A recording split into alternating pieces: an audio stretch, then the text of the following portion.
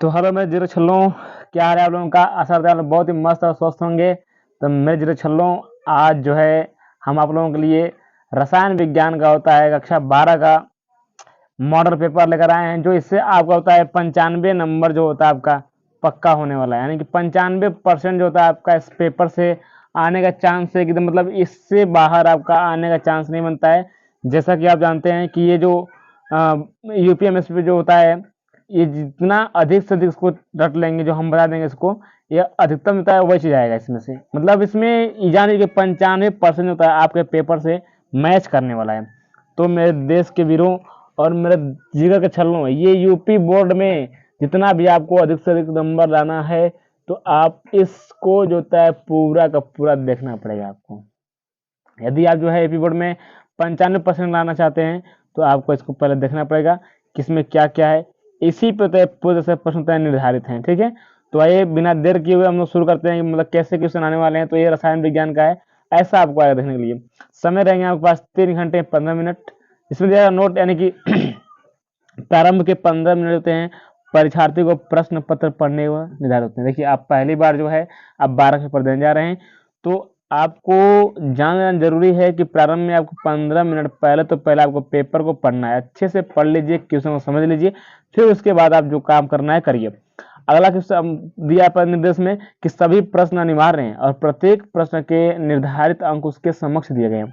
मतलब कि आपको जितना भी प्रश्न दिया गया है सब का सब करना है, और उसके जो है निर्धारित अंक भी हैं उसके पास में, ठीक है। उसके बाद आपका कि गुणात्मक प्रश्नों में गणना के समस्त पद दीजिए। गणनात्मक प्रश्नों में गणना के समस्त पद दीजिए। फिर उसके बाद प्रश्नों के प्रासंगिक उत्तर लिखें। मतलब जितना प्रश्न है उसका उत्तर आपको लिखना पड़ेगा, ठीक है। नंबर 4 है जहां आवश्यक हो रासायनिक समीकरण दीजिए। मतलब जहां वो पूछे ना वो हमें दीजिए, जहां ना पूछे वहां मत दीजिए, ठीक है। नहीं तो ऐसे में देखिए ये निर्देश पहले दे दिया है कि जहां पूछे वही देना है, बार बार सब पे आपको नहीं देना है, ठीक है। तो इतना बात आप ध्यान रखेंगे, ठीक है, कि जहां पूछेगा आपको वही देना है। तो अब हम लोग धीरे धीरे बढ़ते हैं क्वेश्चन तरफ, कैसा क्वेश्चन आने वाला है। तो पहले तो आपको 5 क्वेश्चन जो होते हैं 5 क्वेश्चन आपके बहुविकल्पी होंगे। कितने होंगे? बहुविकल्पी, जिसमें से आपको 5 नंबर होता है 5 नंबर मिल जाएगा। यदि आप उसको सही कर देते हो तो आपको होता है 5 नंबर मिलने में कौन दिक्कत ना हो, ठीक है।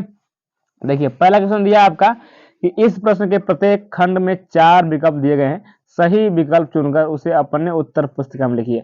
अब देखिए ये नहीं करना आपको कि ये प्रश्न दिया है तो आपको प्रश्न भी उतारें और फिर उसके बाद इसको भी उतारें फिर उससे लिखें, नहीं, ऐसा नहीं करना आपको। इसमें क्या करना है आपको कि पूरे प्रश्न को हल करना है, फिर इसमें से जो भी आंसर इसका सही हो, जो भी इसका आंसर सही हो, उसको जो है आपको उत्तर पुस्तिका में लिखना पड़ेगा, उसको उत्तर पुस्तिका में लिखना पड़ेगा। तो ये रहा आपका 4 ऑप्शन और इसके प्रश्न रहे, ठीक है। उसी प्रकार से दूसरा दिया आपका कि संक्रमण तत्वों की मूल अवस्था में नीचे दिए गए डी इलेक्ट्रॉन विन्यास में कौन सी ऑक्सीकरण अवस्था अस्थायी होती है। देखिए आप लोगों, यदि जो डी कक्षक होते हैं यदि पूर्ण भरित हो तो हो क्या चीज पूर्ण भरित हो तो वो भी जो आपका अस्थायी रहेगा, और अर्ध भरित कक्षक हो तभी भी अस्थायी होगा। जैसे मान लीजिए कि एक डब्बा आता है, क्योंकि एक इस डब्बे में अधिकतम 10 इलेक्ट्रॉन हम भर सकते हैं, 1 2 3 4 ऐसे। तो इलेक्ट्रॉन भरने का तरीका ऐसे होता है बाबूआ, ऐसे करके भरते हैं इलेक्ट्रॉन, ठीक है। तो यदि आधा भरे हो ना इस तरह से, आधा भी भरे हो तो आपका अस्थायी होगा, और ये पूरी तरह से भरे होंगे, पूरी तरह से भरे होंगे तभी क्या होगा, ये चीज अस्थायी होगा। तो ऐसा इलेक्ट्रॉन भराता है, ठीक है। तो डी कक्षक में होते हैं 10 इलेक्ट्रॉन को अधिकतम भर सकते हैं। इसमें देखना पड़ेगा आपका ऑप्शन में 3D3 है, फिर 3D5, तो आपका ऑप्शन सही है 3D5, मैच करिए ना, क्या दिक्कत है, ठीक है। दूसरा दिया है कि संकुल संकुल संकुल से विलयन में कितने आयन उत्पन्न होंगे। देख लीजिए इसमें से ये कोबाल्ट है, Cl2 है, Cl2 है ना, कि इसके ऊपर जो है मतलब इसके बगल में कितने आयन है, 2 है, तो इसके ऊपर भी कितना होना चाहिए, 2 आयन होना चाहिए। तो इससे चौथा नंबर क्या आपका होगा, सत्य होगा, ठीक है। क्योंकि 2 आयन तो इसको कवर करने के लिए इस पे 2 आयन होने चाहिए, ठीक है। मतलब बता रहे सिंपल सिंपल तरीका वाला है, तो इसको उसमें कौन दिक्कत होना चाहिए। लास्ट मतलब के घाव दिया है निम्नलिखित कथनों का बढ़ता क्रम लिखना। तो मतलब बढ़ते मतलब कौन बढ़, मतलब कौन छोट, फिर छोट से बढ़, छोट से बढ़, छोट से बढ़, ऐसे देखना पड़ेगा आपको। तो इसमें देखना पड़ेगा कि ये CHO है, फिर आपका OH है, फिर उसके बाद देख रहे हैं ये चीज क्या है, कीटोन दिया गया है, क्या दिया है, कीटोन दिया गया है। फिर ये तो पूरी तरह से आपका क्या है, ईथर में रूप में मान लीजिए है, मान लेना का उसमें है, मतलब ऐसे ऐसे हैं इस तरह से, तो ऐसे आपको करना पड़ेगा इसमें, ठीक है, कि छोट बड़ सब फर्स्ट बड़। तो ये तो दिया है कि बढ़ता क्रम में दिया है, अभी घटते क्रम में लिख देना फटफट, ये तो घटते क्रम में दिया है पूरा, यहाँ से ऐसे ऐसे करके फिर आपको ऐसे उल्टा लिख देना, तो इसमें खोजना पड़ेगा आपको कौन सा सही है, ठीक है, उसको कर लीजिएगा, ठीक है ना।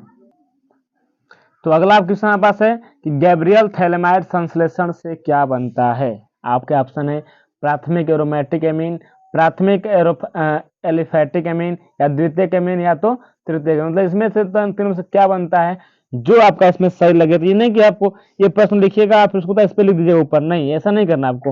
आपको करना ये चीज है कि इसको होता है अंगक लिखिएगा, प्रश्न नंबर, प्रश्न ऐसे लिखिएगा कि प्रश्नोत्तर संख्या, प्रश्नोत्तर संख्या 1 का अंग का लिख रहे हैं आप, मतलब कि मान लीजिए 1 का ऐसे लिख दीजिए अंडरलाइन करके, फिर उसके बाद क ख का लिखे ऐसे करेंगे, क का मान लीजिए क है, फिर ख है, फिर ग है, फिर घ, ऐसे कर लिख देंगे ना बार बार से।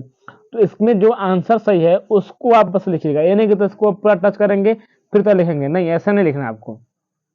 बात समझिए हमारी, ठीक ना बाबू। तो आपको ये नहीं करना है काम, आपको बस केवल उसमें जो आंसर उसको लिखना है, ठीक है। अगर आप पढ़ते हैं माल्टोस बना होता है, माल्टोस बना होता है 2 अणु से कि 2 अणु फ्रक्टोज से कि ग्लूकोज था फ्रक्टोज से, इनमें से कोई नहीं। तो आप देख लीजिएगा ऑप्शन जो सही होगा उसको आप लोग क्या करेंगे, ट्रिक करेंगे। अब ट्रिक का मान तरीका होता है, इसको लिखेंगे खाली बस इसको आंसर में लिख लेंगे कि यही हमारा उत्तर है, तो आपका हो जाएगा, ठीक है। अब देखिए प्रश्न नंबर 2 तरफ चलते हैं हम लोग। दिया है बहुत ही गजब क्वेश्चन दिया है जी, 2 नंबर के लिए कि वान गुणांक की व्याख्या कीजिए और यह अणु गुणधर्मों से किस प्रकार संबंधित है उसकी व्याख्या कीजिए आप। तो वान ठाप गुणांक बाबू लोग बहुत बड़ा ना है, छोटी चीज वान ठाप गुणांक होता है, उसको पढ़ लेंगे तो धर्म में खत्म हो जाएगा, ठीक है। तो ये आपका इसी का ख दिया आपका कि अंतरकाशी यौगिक क्या है, इस प्रकार के यौगिक संक्रमण धातुओं के लिए भली प्रकार से ज्ञात क्यों नहीं है। तो बाबू लोगन एकदम बहुत ही बढ़िया से देख लीजिएगा, क्योंकि इसमें से जान लीजिए कि 95 कितना 95% चांस है एकदम यही पेपर आएगा आपका। तो आप लोग ना पढ़ रहेंगे तो दिक्कत हो जाएगा, ठीक ना। दूसरा दिया ग का स्पेक्ट्रमी रासायनिक श्रेणी क्या है। स्पेक्ट्रम रासायनिक श्रेणी मतलब कि आप देखना है कि प्रकाश वाले में देखना है कि जो इलेक्ट्रॉन जो होते हैं आते जाते हैं, तो उसमें कैसे क्या क्या दिखाता संरचना, ऐसे आपको उसमें पढ़ना पड़ेगा, ठीक है। उसको देख लीजिएगा। घ दिया आपका कि निम्नलिखित परिवर्तन आप कैसे करेंगे, जिसमें क्लोरोएथेन से ब्यूटेन में, क्या चीज क्लोरोएथेन से ब्यूटेन में। तो क्लोरोएथेन का वो क्या होता है, एथ मेथ, मतलब क्लोरोथेन है ना, तो मेथ होता है तो आपका CH2 CH3 single one CH2 single one Cl। अब पूछा कि ब्यूटेन से करना है, तो ब्यूटेन में क्या करना है आपको, तो क्लोरोएथेन से कुछ और ले लेंगे, तो आपका CH2 CH2 CH4 और H होते हैं आपका 10 हो जाएंगे, यही होगा क्या हो जाएगा आपका ब्यूटेन हो जाएगा, ठीक है। फिर एनिलीन है, फिर क्लोरोबेंजीन, इसको देख लीजिए बढ़िया से। एनिलीन होता है सूत्र ऐसे कुछ बनता है इसका, ऊपर NH2 NHCl2 ऐसा होता है, ठीक ना एनिलीन का। फिर क्लोरोबेंजीन का तो ऐसे बना देंगे आप क्लोरोबेंजीन को, ये Cl देंगे ऊपर, क्लोरोबेंजीन हो जाएगा, ठीक है। अब अगला दिया क्वेश्चन जितना नंबर जान लिखिए 8 नंबर पूछेगा आपका, चाहे वो फिजिक्स हो, चाहे फिजिक्स हो, ठीक है, चाहे तो केमिस्ट्री हो, चाहे कुछ भी हो, आपका 8 नंबर का होता है न्यूमेरिकल आने वाले हैं। कितने नंबर का 8 नंबर का, तो 8 नंबर का आएगा बाबू, ठीक है। देखिए इसमें जो न्यूमेरिकल पूछा है ये 2 नंबर पूछा है पहले कि 50 ग्राम एथिलीन ग्लाइकॉन यानी कि C2H6O2 को 600 ग्राम जल में मिलाया गया है। विलयन के को यानी कि हिमांक अवनमन ज्ञात करना है और हिमांक की गणना कीजिए। ये 2 चीज करेंगे तो आपको कितना मिलेगा, 2 नंबर आपका पक्का होगा, ठीक है। बाबू लोगों इतना ध्यान रहे कि 12 का पेपर है, 10 का पेपर नहीं है कि आप तन्ने से करेंगे तो आपका ढेर नंबर मिलेगा, इसमें ढेर करेंगे तब जाके नंबर मिलेगा आपको, ठीक है। तो बहुत ही ध्यान से सोच समझ कर करिएगा, ठीक है। नंबर ख पूछा है क्वेश्चन कि निम्नलिखित अभिक्रियाओं में प्रयुक्त अभिकर्मकों के नाम लिखिए, यानी कि प्राथमिक अल्कोहल का कार्बोक्सिलिक अम्ल में ऑक्सीकरण कैसे किया जाता है। फिर प्रोपेन टू ऑल का प्रोपीन में निर्जलन करना है, ठीक है। मतलब कि H2O आपको निकाल देंगे तो बात खत्म, काम हो जाएगा आपका, ठीक है। उसके बाद निम्नलिखित में से विभेद कीजिए, मतलब एसिटाल्डिहाइड था एसीटोन में क्या अंतर है। एसिटोफिनॉन एवं बेंजीफिनॉन में क्या अंतर है? डीएनए में पाए जाने वाले 4 क्षारकों की सचित्र वर्णन कीजिए। यानी कि आपको एडेनिन का, ग्वानिन का, साइटोसिन का और थायमिन का संरचना बनाना है। क्या बनाना है? संरचना। यानी कि एडेनिन, ग्वानिन, साइटोसिन और थायमिन का स्ट्रक्चर बना देंगे तो आपका बाबू 2 नंबर कहीं न जाने वाला है। ठीक है। उसके बाद से नंबर 4 का कि आसवन के द्वारा शुद्ध एथेनॉल प्राप्त करना संभव क्यों नहीं है? ऐसे द्विअंगी मिश्रणों को क्या नाम दिया जाता है जो सामान्यतः राउल्ट के नियम से विचलन दर्शाते हैं और जिनके अवयव को आसवन द्वारा अलग नहीं किया जा सकता? ये मिश्रण कितने प्रकार के होते हैं? अब बोलो बहुत ही इंपॉर्टेंट क्वेश्चन है और होता है 3 नंबर तो आपको देकर जाएगा ये चीज। तो आप विलयन जो है बहुत ही बढ़िया से पढ़ लीजिएगा, इसलिए कि उसमें से 3 नंबर 3 नंबर वो पूछेगा अभी 6 नंबर। ठीक है, आगे हम बढ़ते हैं। किसी वैद्युत अपघट्ट के विलयन की चालकता एवं मोलर चालकता की परिभाषा दीजिए। शांता के साथ इनके परिवर्तन की विवेचना कीजिए। बाबू 3 नंबर का है और यही होता है किसमें आता है? विलयन से आता है। किसमें आता है? विलयन से। तो विलयन से आपका अभिनय तुरंत फट 6 नंबर हो गया खटखट। ठीक ना। उसके बाद देखिए, एक अभिक्रिया है ए के प्रति तथा प्रथम तथा बी के प्रति द्वितीय कोटि की है, तो यानी कि अवकल वेग समीकरण करना है। यानी कि ए का भी और बी का भी। बी के क्षमता के 3 गुनी करने से वेग पर क्या प्रभाव पड़ेगा? वेग पर क्या प्रभाव पड़ेगा? वेग तो बढ़ जाएगा। ए तथा बी दोनों की क्षमता दुगुनी करने से वेग पर क्या प्रभाव पड़ेगा? इसको बाबू लोग जब हल करेंगे ना, इसको अवकलन समीकरण लिखिए ए और बी का, तो हालत खराब हो जाएगा उतने खाली। ए लिए आप इसको जो है बहुत बढ़िया से इसको पढ़ लीजिएगा। ठीक है, और चलते हैं हम लोग अगले पेज पे। ठीक है, अगला क्वेश्चन हमारे पास है कि निम्नलिखित का कारण लिखिए। जैसे कि Cr+2 यानी कि क्रोमियम के +2 प्रबल अपचायक है जबकि मैग्नीज प्रबल ऑक्सीकारक है। आयनों का D1 विन्यास अत्यंत अस्थायी है। नहीं अस्थायी है जी बाबू। ठीक है, ये अस्थायी नहीं है। इसमें देखना है कि ये प्रबल है, तो ये क्यों नहीं प्रबल है, इसको आपको लिखना पड़ेगा। ठीक है, उसके बाद से अगला है कि प्राथमिक और द्वितीयक बैटरियों की तुलना में ईंधन सेल से क्या लाभ है? डिस्चार्ज होते समय शीशा संचायक सेल में होने वाली अभिक्रिया लिखिए। जब बैटरी डिस्चार्ज होती है तो विद्युत अपघट्य का घनत्व किस प्रकार प्रभावित होता है? जब डिस्चार्ज होगा तो उसका कुछ का धीरे धीरे खत्म हो जाएगा। वापस को लिखना पड़ेगा आपको। ठीक है, अगला क्वेश्चन है प्रथम कोटि की अभिक्रिया के लिए वेग स्थिरांक 60 सेकंड इनवर्स है तो अभिक्रिया को अपनी प्रारंभिक सांद्रता से 1/16वां भाग रह जाने में कितना समय लगेगा? बाबू लोग बोल रहे हैं ना कि आपको सवाल आता है 8 नंबर का आएगा, तो लिखना पड़ेगा 8 नंबर। ठीक ना।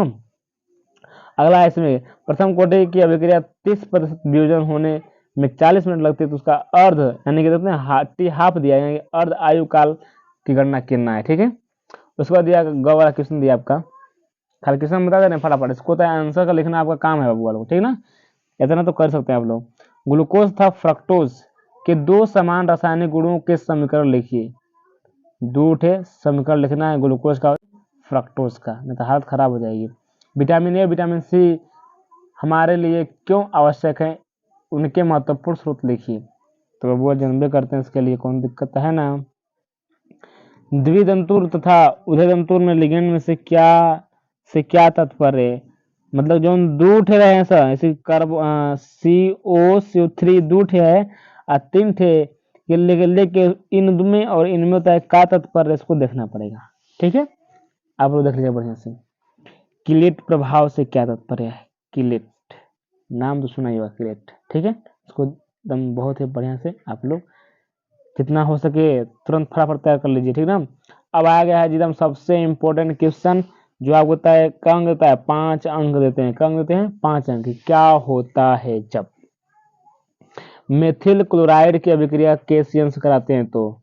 ठीक है, इसको कर लीजिएगा। फिर एथिल क्लोराइड की अभिक्रिया के OH से करते हैं, तो फिर ईथर शुष्क की उपस्थिति में ब्रोमोबेंजीन की अभिक्रिया मैग्नीशियम से होती है, तो क्या होता है?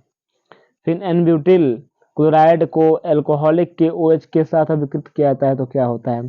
फिर क्लोरोबेंजीन का जल अपघटन किया जाता है, तो क्या होता है? अगर ये नहीं आ रहा है आपको, अथवा में दिया है। क्या दिया आपका? अथवा में दिया। तो अथवा में दिया जानते हैं क्या चीज? देखिए, अथवा में दिया आपका कि निम्नलिखित प्रत्येक अभिक्रिया में बनने वाले मुख्य कार्बनिक उत्पाद की संरचना लिखिए। क्या कर दिया आपका, ये संरचना दे दिया इसका बनाने के लिए, फिर इसका बनाना है, फिर इसका बनाना है, फिर इसका, फिर इसका संरचना बना के आपको उत्तर पुस्तिका में लिखना होगा। अब देखिए, अब इसमें दे देगा ना, इस दोनों अभिक्रिया करेंगे तो इसमें काल बनेगा, इसकी अभिक्रिया बनेगा तो ये क्या बनेगा, इसका ये क्या बनेगा, इसका ये क्या बनेगा, इसका ये क्या बनेगा। तो आपको एरो के बगल में इसको लिखना पड़ेगा। ठीक है, ये रही आपके छठवें क्वेश्चन की बात। ये क का है, ख का देखते हैं। ख में दिया है कि निम्नलिखित में से निम्नलिखित को उदाहरण सहित लिखिए। कोल्बे अभिक्रिया क्या है, कोल्बे अभिक्रिया क्या होती है, उसको एग्जाम्पल साथ आपको लिखना पड़ेगा। राइमर टिमैन अभिक्रिया, इसको लिखना पड़ेगा आपको। फिर विलियमसन संश्लेषण, ईसा संश्लेषण अभिक्रिया क्या होती है, इन तीनों होता है एग्जाम्पल के साथ में आपको लिखना पड़ेगा। ठीक है, अगला, अथवा यदि ये नहीं आ रहा आपको तो इसको करना पड़ेगा। निम्नलिखित अभिक्रियाओं के लिए समीकरण दीजिए। क्या क्या दिया है, तो तनु HNO3 की फिनाल से अभिक्रिया करना है, फिर ब्रोमीन की CH2 से फिनाल के साथ अभिक्रिया करना है, फिर प्रोपेनोनॉल का क्षारीय KMNO4 के साथ में ऑक्सीकरण कराना है। ठीक है, तो अब जो है हम लोगों का धीरे धीरे खत्म ही होने वाला है, बस थोड़ा सा और बच चुका है बच्चा लोगन। एग्जाम में बच्चा लोगन इसको मिस करना मतलब अपना होता है कि अंत कितना नंबर गंवाना है, 95 नंबर गंवाना है, इसको मिस करना, इसलिए इसको मिस मत करिए। ठीक है, आप समझिए, बस लास्ट क्वेश्चन बचा हमारे पास कि निम्नलिखित रूपांतरणों को अधिकतम 2 चरणों में संपन्न कीजिए। 2 चरण लगेगा इसको। देखिए, ब्रोमोबेंजीन से एक फेनिल एथिनॉल से, या तो बेंजल्डिहाइड से 3 फेनिल प्रोपेनोनॉल से, और एथेनॉल से 3 हाइड्रोक्सी ब्यूटेनॉल। देखिए, ये सब पूरा जो दिया है, पूरा आपका जो दिया है ना, ये पूरा IUPAC नाम पे है पूरा। इसको आपको बदलेंगे ना तो पूरा सब कुछ सही हो जाएगा आपका। यदि ये नहीं आ रहा आपको तो अथवा में दिया आपका आंसर, क्वेश्चन दिया है कि निम्नलिखित यौगिकों की संरचना बनाइए। ठीक है, तो देखिए 4 क्लोरोपेंटेनटूऑल, क्या बनना है, 4 क्लोरोपेंटेनटूऑल, बहुत ज्यादा आसान पूछा है आपसे। फिर PP डाई, मतलब कि PP मतलब 2 बार होता है ना, PP डाई, फिर हाइड्रोक्सी बेंजोफिनोन बनाना, उसका उत्तर संरचना बनाना पड़ेगा आपको। ठीक है, फिर हेक्स टू इन 4 ओ आइनोइक अम्ल। देखिए, आइनोइक ना होता है, ये ओइक अम्ल होता है। क्या होता है, ओइक। यही तो फंसाना है इसका, यही तो फंसाना है कि क्या क्या होता है। देखिए, यही से पकड़ना शुरू करना है कि आइनोइक ना डायरेक्ट तैनोइक अम्ल कर देंगे। ठीक है ना, ये गड़बड़ समय है। नंबर 3 में दिया है मेथिल ब्यूटेनाइल। मेथिल ब्यूटेनाइल क्या होता है, 3 मेथिल ब्यूटेनाइल है। ठीक है, 4 कार्बन को ऐसे करना है आपको, CH3 single bond CH2 single bond CH2 single bond CH2, और मेथिल कहाँ लगाना है इसमें, तो 3 पे लगाना है। तो मान लीजिए 1 2 3, ये हो गया CH3। फिर क्या पूछा आपका, मेथिल ब्यूटेनाइल। ठीक है, आपको ऐसे ऐसे करना पड़ेगा। ठीक ना, देखिए नल दिया ना, नहीं तो आपको CHO जोड़ना पड़ेगा। इसको बेल डेल डिहाइड तो इसको एल लगता है तो नल हो जाएगा धड़ाक से तुरंत। फिर P मतलब पैरा, क्या दिया है, P मतलब पैरा होता है। क्या होता है, P मतलब पैरा, मेथिल बेंजल्डिहाइड। पैरा पे आपको जोड़ना क्या चाहिए, मेथिल बेंजल्डिहाइड जोड़ना है। ठीक है, तो पैरा इसको बनाना पड़ेगा ऐसे बेंजीन वाला, ऐसे बनाकर। ठीक ना बबुआ लोगन, तब ऐसे बनाएंगे तब उसका संरचना बनेगा आपका। निम्नलिखित के कारण बताइए कि क्या कारण है कि एथिलेमिन जल में विलय है जबकि एनिलीन क्यों नहीं। एनिलीन फ्रीडल क्राफ्ट अभिक्रिया प्रदर्शित नहीं करती है, क्यों, ये जानना है आपको। कि फिर एरोमेटिक एमिनो में डाइएजोनियम लवण एलिफैटिक एमिनो से प्राप्त लवण से अधिक अस्थायी होते हैं। ठीक है, इसको बहुत ही बढ़िया से पढ़ लीजिएगा। कारण बताना है, कुछ करना ही नहीं, कारण बताना है और 5 नंबर धड़ दे ले लेना है। बस बताइए कारण, 5 नंबर लेके चले जाइए घर। ठीक है, कुछ ना करना है। अथवा यदि ई ना आ रहा है तो वो हाई तय करेगा कि अणुसूत्र CH11N है, फिर से प्राप्त विभिन्न असमावी अमीनों की संरचना लिखिए। विभिन्न युग्मकों द्वारा कौन से प्रकार की समावेशता प्रदर्शित होती है, इसको बहुत ही बढ़िया से देखना पड़ेगा। 5 नंबर बोल देख जाएगा। ई जो होता है आपका 2 नंबर का है, नीचे 3 नंबर का है, यानी कि एथेनॉलिक नॉलिक NH3 की C4H5Cl के साथ अभिक्रिया का रासायनिक समीकरण लिखिए। क्या होगा, इन दोनों के साथ कराएंगे तो बस यही करना है, ठीक ना, आपको यही करना है, ठीक। तो बने क्या चीज बनने वाला है, कुछ ना बनने वाला है, अमोनियम क्लोराइड बन जाएगा और CH4 मतलब क्या चीज, मीथेन ब्यूटेन बन जाएगा फट से, और कुछ तो बनने वाला ना है, ठीक है। तो आप लोगन इनमें जो है आपका ये पूरा देख लेंगे आप लोग बढ़िया से। तो आपका 95% बोल लेना, बाद हम शुरू से ही बोल रहे हैं कि 95% आने का चांस है, तो आने का चांस है, आप इसको हल्के मत लीजिए, ठीक है। हल्के में लेंगे तो बड़ा दिक्कत हो जाएगा आपको। तो हम लोग फिर मिलेंगे जानते हैं नेक्स्ट वीडियो में, और नेक्स्ट वीडियो में तो आपको लेकर आएंगे फिजिक्स, क्या लेकर आएंगे, फिजिक्स। और जो फिजिक्स से बहुत ज़्यादा इंपॉर्टेंट रहेगा, वो भी केमिस्ट्री की तरह भी क्या रहेगा आपका, बहुत ज़्यादा इंपॉर्टेंट रहेगा, ठीक है। तो फिर मिलेंगे आपको नेक्स्ट वीडियो में, तब तक के लिए बाय बाय।